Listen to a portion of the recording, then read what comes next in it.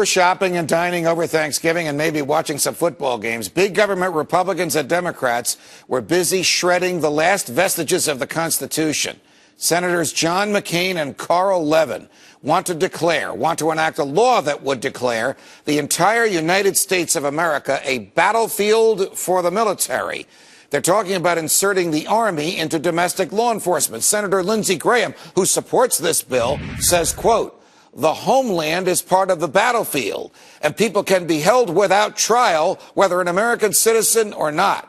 I guess he hasn't read the Constitution recently. Retired Lieutenant Colonel Douglas Macgregor joins us now. Colonel Macgregor, as always, welcome back to Freedom Watch.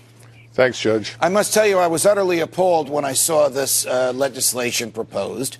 We didn't learn about it until last night because the committee hearings on it were done in secret, even though the Constitution requires the Congress to do these things in public. And there were no actual hearings, just a bunch of members of the Senate who got together and wrote this thing. And it basically says the president can arrest whoever he wants anywhere in the United States of America and keep them without charging them with a crime, without letting them see a lawyer, without bringing them to a judge for as long as he wants. How is that consistent with the Constitution? Well, Judge, you're the legal expert, but whenever you suspend due process, which in effect suspends the rule of law, you walk down a very dangerous path and you give authority to your government that it can then wield essentially without restraint. What worries me is that we'll end up creating categories of people who are then subject to arbitrary arrest. And that's dangerous because we don't know how those categories will be defined or interpreted in the future. All in all, it's a disaster, and it's something that should be defeated. You have spent a career in the military. You're also an expert in political science, particularly with respect to its relationship to the military. Do you see a role for the military in domestic law enforcement? Do you see American troops, young men and women, arresting other Americans because the president doesn't like what they've said? I certainly hope not. And I can tell you that having served in the regular armed forces, people in the regular Army and Marine Corps have no interest in participating in those kinds of events. I'm sure there are some narrow purposes to which the military could be put to good use.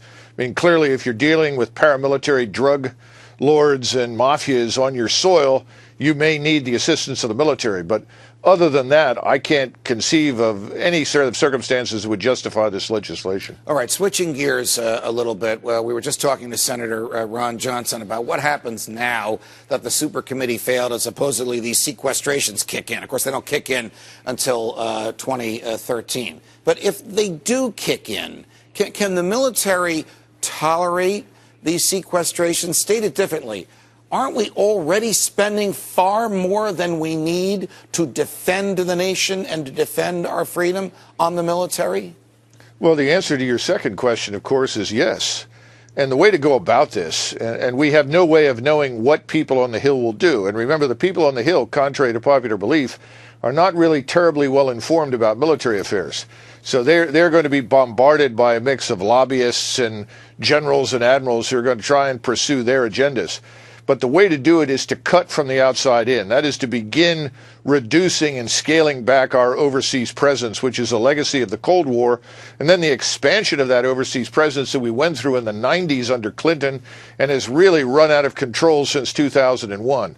So bringing those forces back, stopping the expenditures overseas, will save us at least $1 trillion in the first 3 or 4 years if it's done intelligently.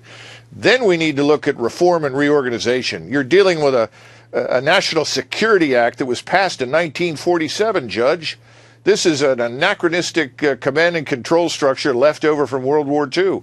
We desperately need reform and reorganization. One way to go about that is to starve this beast of money and compel people to re-examine all of their assumptions, because the future is not going to look like the past. Got it. Colonel Douglas Macgregor, it's a pleasure. Thanks for joining us. Oh, thank you, Judge. The revolution continues right here.